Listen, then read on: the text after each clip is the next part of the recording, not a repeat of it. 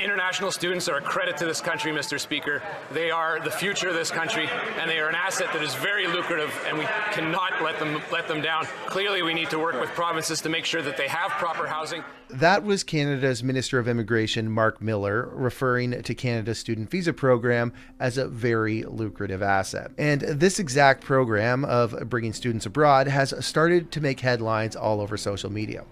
What exactly did he mean by a very lucrative asset? Is he talking about people contributing to the overall good of society, or is he referring to some sort of direct cash flows that start entering the Canadian economy when these students choose to come here? Well, the federal government estimated that in 2018, international students spent over $21 billion on tuition, accommodation, and other expenses. An economic infusion supporting 170,000 domestic jobs and exceeding the impact of major exports like lumber, auto parts, and the aircraft industry. So I guess he's right. It is lucrative. But surely the people who come here must love it, right?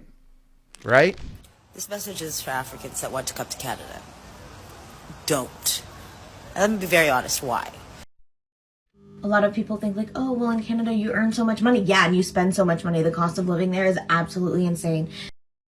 If you have a good job, a comfortable life, able to pay your medical bills, you don't have to worry about groceries. If this is your life, wherever you're from, don't come to Canada. Don't even think about selling all your assets to come here. So on one side, we have a number of job vacancies in Canada, also known as the land of opportunity. And on the other hand, we have a surge of immigrants, including students, who have journeyed here with hopes of securing these vacant jobs. Then there's you. Picture yourself as a young person living in India, or maybe even a parent in India who wants a better life for their child. You dream of yourself or your kid moving to a nation with a robust economy, pursuing higher education, and landing a dream job, a path you think that'll lead to a fulfilling life. Motivated, you embark on this journey and visit an agency that paints a rosy picture of life in Canada.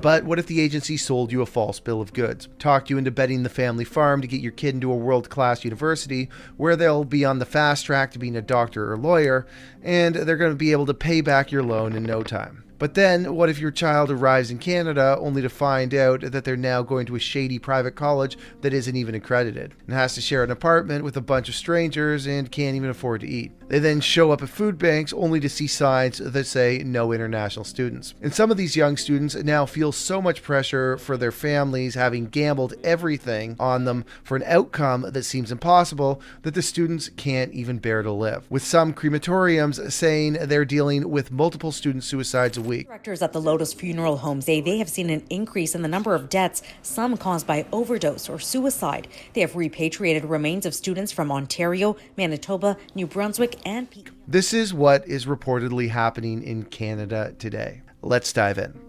According to the IRCC, the top 3 countries contributing the highest number of international students to Canada are India, China, and the Philippines. But today we're going to talk about India, which for years has topped the most number of immigrants in the country. For decades, Western countries have been viewed as educational and professional paradises by many Indians. With its welcoming immigration policies and perceived opportunities, Canada is sometimes jokingly referred to as Mini Punjab in Indian media, symbolizing Canada's strong Indian community. But the decision to study abroad isn't easy. Students invest not just financially, but emotionally and mentally. It's a commitment of time, effort, and aspirations, not just of the individual, but often of the entire family who worked tirelessly to save up the money for that Canadian dream.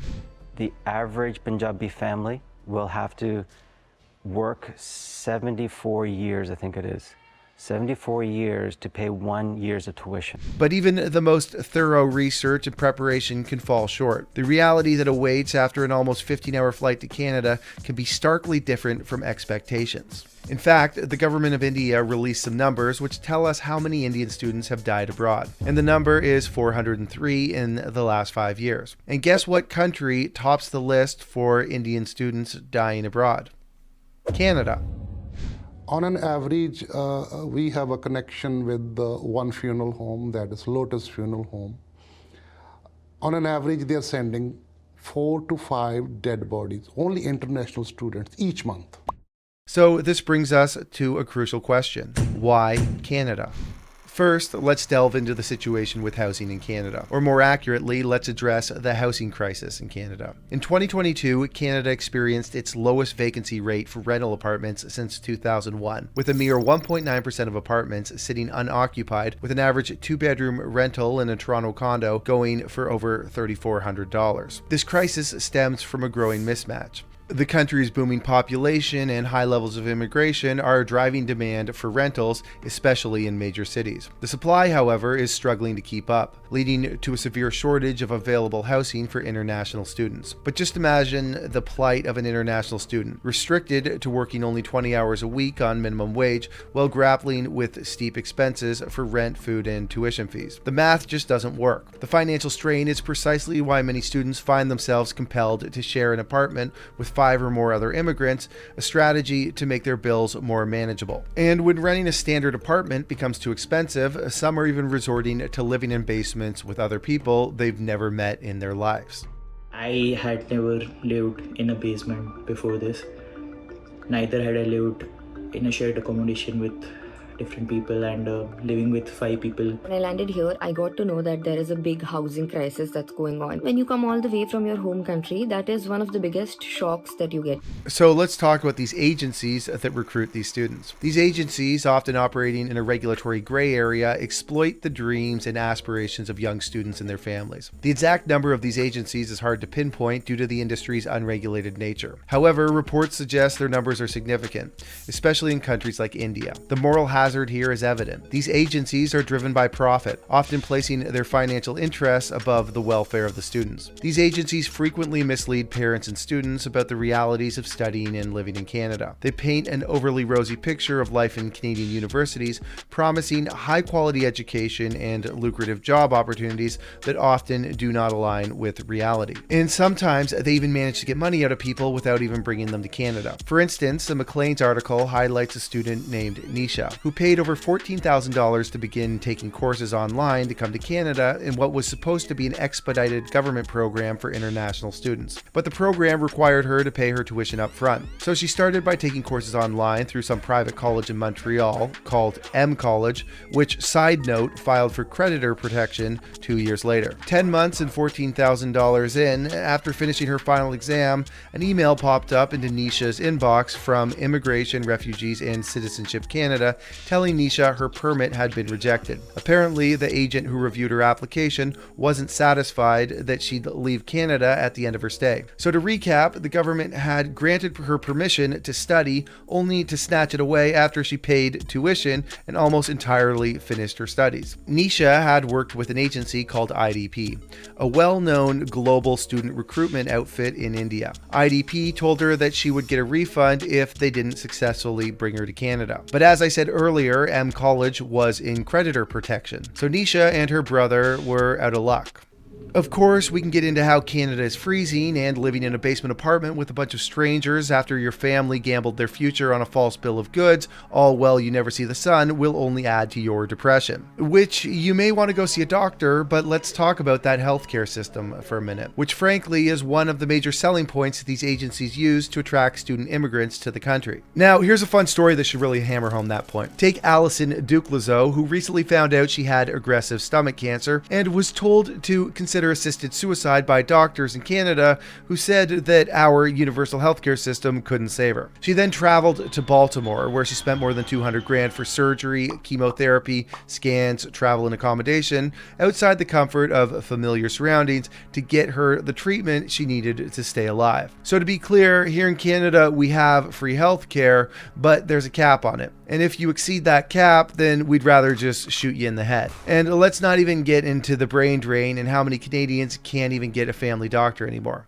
Now, let's go back to our immigration minister, who says international students are a very lucrative asset. What might he mean by that? Today, many colleges and universities in Canada are heavily dependent on the revenue generated from international students. This dependency is driving these institutions to actively recruit students from around the globe, because they can charge those international enrollees up to 5 times more than domestic students, significantly boosting their revenue. Let's just look at what students pay to go to University of Toronto. Students from Canada pay $6,000 to $11,000 per year, while international students pay over $60,000 per year. failure. Now, let's pivot to another significant challenge that many students face before even setting foot in Canada. In India, there are numerous English proficiency schools promising students a passing grade, often for a price, regardless of their actual language skills. This practice results in some students arriving in Canada without adequate English proficiency, setting them up for failure. Consider this interview with a student who allegedly passed his English proficiency exam applying to be a student in Australia. What was your score in English in your last semester?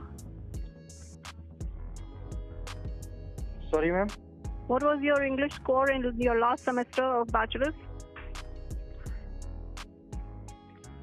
I want to study this course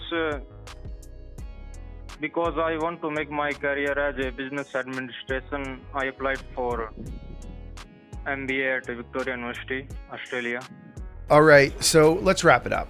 When it comes to selling dreams, Canada could give Hollywood a run for its money. We've been in the business of immigrant clickbait since, well, forever. Back in the 1600s, we told France Quebec is a paradise, only for people to arrive and find out it's a winter wonderland minus the wonder. Then fast forward a few centuries and we're convincing Ukrainians that Western Canada is the new Eden.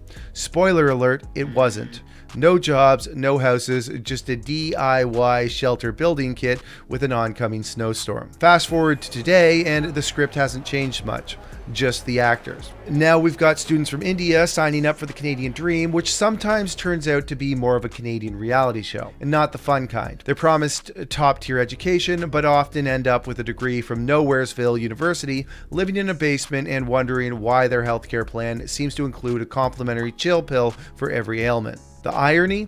Canada's been playing this game for so long it's almost a national sport. Come to Canada, land of opportunities, they say. Well, they're not entirely wrong. There are plenty of opportunities.